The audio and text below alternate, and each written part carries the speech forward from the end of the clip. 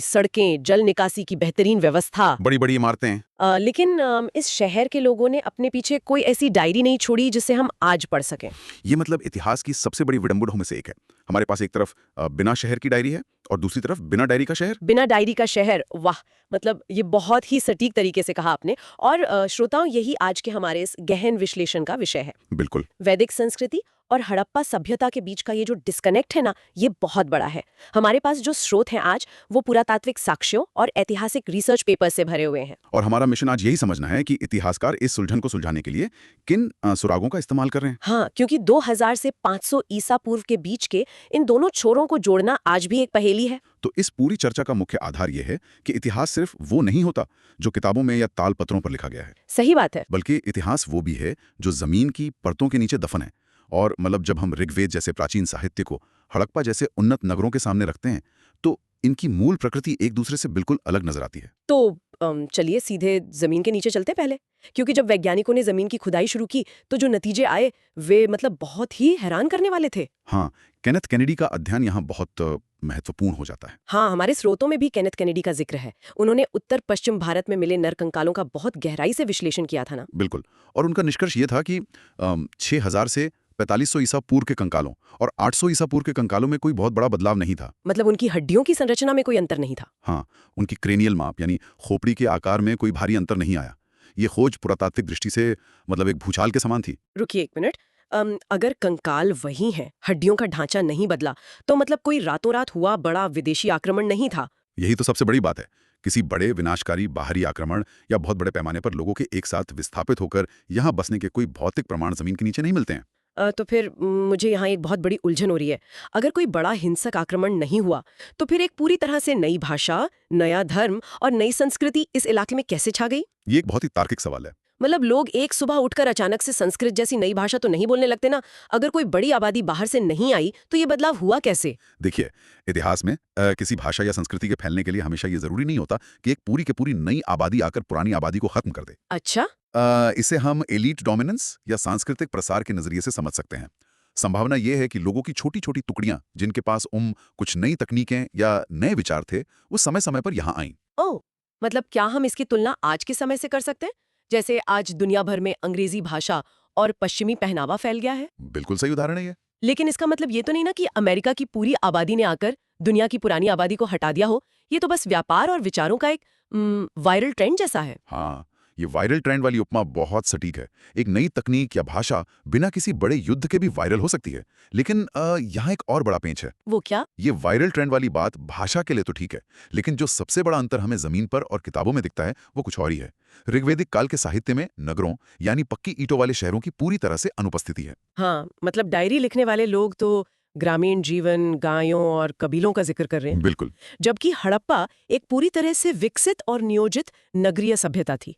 तो डायरी लिखने वाले शहर को नहीं जानते थे। और शहर बनाने वालों की डायरी हमें मिली नहीं। तो अगर कंकालों से हमें ये पता चला कि आबादी में कोई अचानक बड़ा बदलाव नहीं हुआ, तो क्या लोगों के रोजमर्रा के सामान हमें कोई सुराग देते हैं? आप मिट्टी के बर्तनों और कब्रों की बात कर रही हैं? हाँ, मतलब अगर हड्डियां नहीं बदली, तो क्या उनके बर्तन, औजार या मुर्दों को दफनाने के तरीके बदले? हाँ, पुरातत्वविद जब सुराग खोजते हैं तो वे मिट्टी के बर्तनों और कब्रों पर बहुत ध्यान देते हैं, क्योंकि बर्तन बनाने की कला एक पीढ़ी से दूसरी पीढ़ी तक जाती है। तो अगर अचानक एक नई तरह का बर्तन मिलने लगे, तो उसका क्या मतलब है? उसका मतलब है कि या तो नई तकनीक आई है या नए लोग आए हैं। उदाहरण के लिए हड़प्पा के बाद के काल में सिमिट्री एच नाम की एक कब्रगाह मिली थी। अच्छा, हाँ, मैंने पढ़ा है इसके बारे में। शुरू में कुछ विद्वानों ने इसके अलग तरह के बर्तनों और दफनाने के तरीकों को देखकर कह दिया कि ये पक्के तौर पे बाहर से आए हुए लोग हैं। लेकिन क्या ऐसा सच में था? क्योंकि हमारे स्रोत में एम.आर. मुगल जैसे पुरातत्वविदों का तर्क है कि ये कोई बाहरी संस्कृति नहीं थी। बिल्कुल। एम.आर. मुगल ने बहुत गहराई से यह साबित किया कि सिमिट्री एच के जो बर्तन थे वो हड़प्पा की ही पुरानी शैली का एक क्रमिक विकास था। मतलब कोई रातों रात हुआ बदलाव नहीं था। नहीं, उन्होंने दिखाया कि कैसे पुराने डिजाइनों ने धीरे धीरे नया रूप ले लिया। ये उसी पुरानी संस्कृति का निरंतर विकास था जो जलवायु और समय के साथ बदल रही थी। मतलब कोई नया सस्पेक्ट नहीं आया, बस पुराने सस्पेक्ट ने नए कपड़े पहन लिए। हाँ, बिल्कुल ऐसे ही समझ लीजिए। लेकिन गांधार की कब्र संस्कृति के बारे में क्या कहेंगे? वहां तो कब्रों में घोड़ों के अवशेष मिले हैं। हाँ, ये एक बहुत अहम सुराग है। क्योंकि जहां तक मुझे पता है, घोड़ा हड़प्पा सभ्यता का मूल जानवर नहीं था। तो क्या ये एक पक्का सुराग नहीं है? घोड़ा इस पूरी पहेली का मतलब एक बहुत ही महत्वपूर्ण हिस्सा है। घोड़े मुख्य रूप से मध्य एशिया के स्टेपी घास के मैदानों से जुड़े रहे हैं।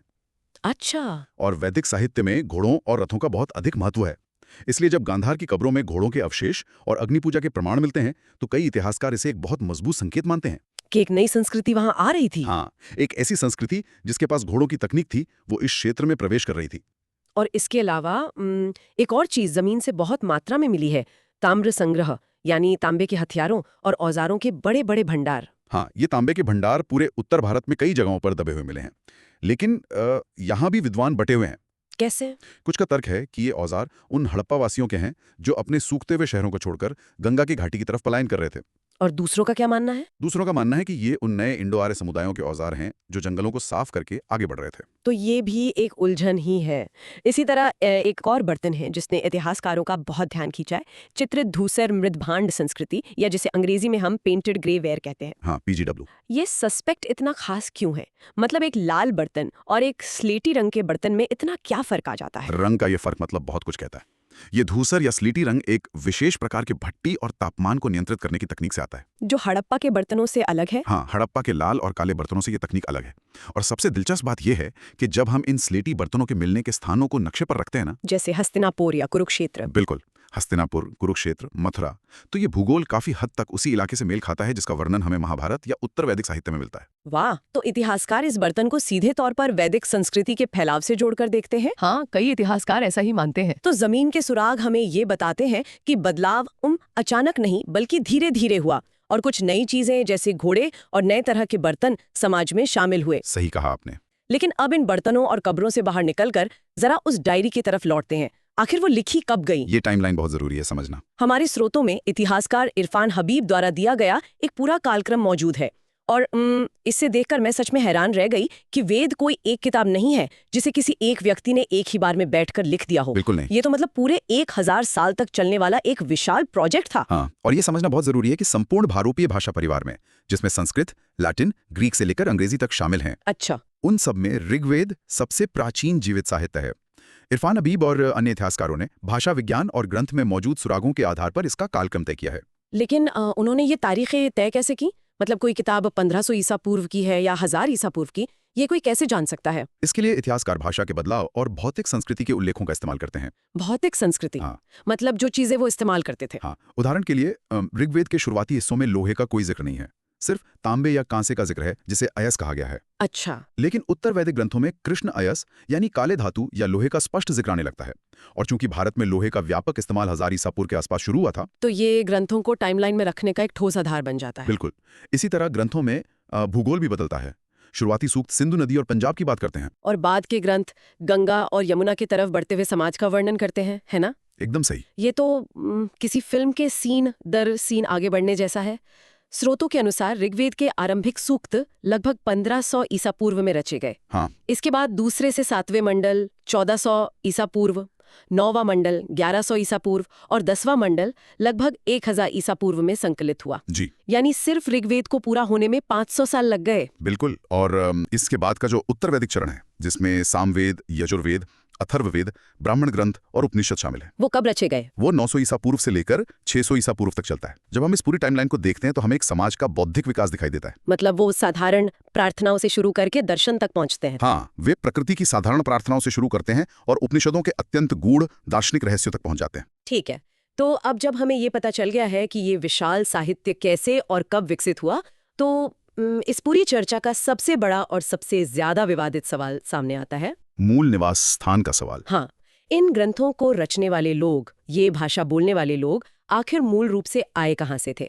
श्रोताओं, यहाँ मैं ये स्पष्ट करना चाहूंगी कि हमारा उद्देश्य इन अलग अलग सिद्धांतों में से किसी एक का समर्थन करना बिल्कुल नहीं है। बिल्कुल, हम यहाँ कोई राजनीतिक बहस नहीं कर रहे हैं। हाँ, हमारा काम निष्पक्ष रूप से ये दिखाना है कि विभिन्न भाषाई, खगोलीय और ऐतिहासिक सुरागों के आधार पर विद्वानों ने कितने अलग अलग निष्कर्ष निकाले हैं। ये स्पष्टीकरण बहुत आवश्यक है। तो जब हम मूल निवास स्थान की बात करते हैं तो विद्वान कई खेमों में बटे हुए हैं। सबसे पहला सिद्धांत कौन सा है? एक बड़ा वर्ग भाषाई समानताओं के आधार पर यूरोप को मूल स्थान मानता है, क्योंकि संस्कृत और यूरोपीय भाषाओं में माता, पिता जैसे मूल शब्द बहुत मिलते जुलते हैं। हाँ, अंग्रेजी का मदर और संस्कृत का मातृ। बिल्कुल। इसलिए पी गाइल्स ने हंगरी की डेन्यूब घाटी सिद्धांत दिया, तो वहीं गार्डन चाइल्ड और मैकडोनल्ड जैसे विद्वानों ने दक्षिणी रूस या यूक्रेन के स्टेपी मैदानों को इनका मूल स्थान बताया।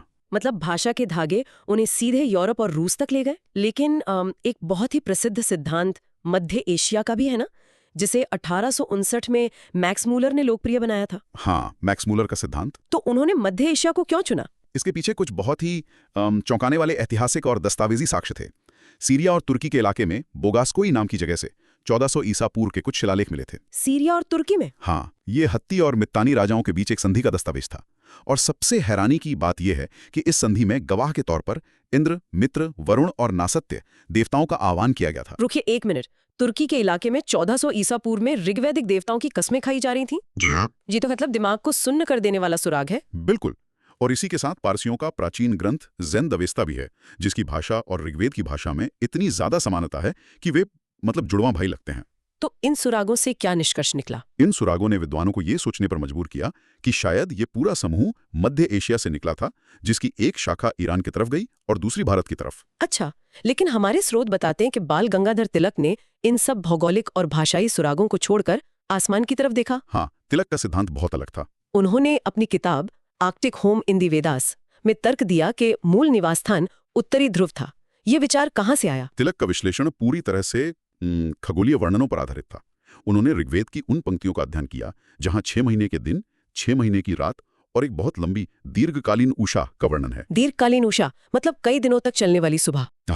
यह एक ऐसी खगोलीय घटना है जो दुनिया में सिर्फ ध्रुवीय इलाकों में ही देखी जा सकती है। तो उनका तर्क क्या था? तिलक का तर्क था कि भले ही ग्रंथ भारत में रचे गए हों, लेकिन वे जिन यादों और खगोलीय घटनाओं का जिक्र कर रहे हैं वे उत्तरी ध्रुव की हैं। वाह, ये तो एक बिल्कुल ही अलग नजरिया है। और इन सबके समानांतर एक बहुत ही मजबूत सिद्धांत भारत को ही मूल निवास मानने वाला भी है ना, यानी स्वदेशी उत्पत्ति का सिद्धांत। हाँ, श्री संपूर्णानंद और अविनाश चंद्र दास जैसे विद्वान मानते हैं कि यह संस्कृति भारत के ही सप्त सैंधव प्रदेश यानी पंजाब और सिंध के इलाके में विकसित हुई। और इसी में एक बहुत ही दिलचस्प नाम डॉक्टर भगवान सिंह का है, जिन्होंने द वैदिक हरप्पन्स नाम की किताब लिखी है। डॉक्टर भगवान सिंह का सिद्धांत बहुत खास है। हाँ, क्योंकि उन्होंने इतिहास के उन दोनों सिरों को ही आपस में मिला दिया जिनसे हमने आज की चर्चा शुरू की थी। उनका तर्क है कि हड़प्पा की जो उन्नत नगरीय सभ्यता है वो कोई अलग चीज नहीं है, बल्कि वो खुद वैदिक सभ्यता का ही एक हिस्सा थी। बिल्कुल।